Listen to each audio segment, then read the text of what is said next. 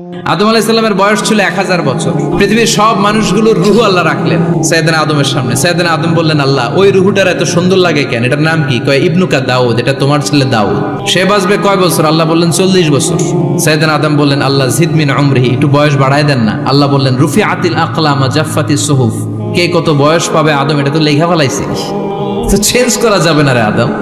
সাইয়েদনা আদম বললেন, আল্লাহ আমার 1000 বছরের দরকার নাই, আমার 1000 থেকে 60 নিয়ে আমার ওই ছোট্ট ছেলেটারে দাউদ রে আপনি 40-এর সাথে 60 মিলাই 100 করে দেন।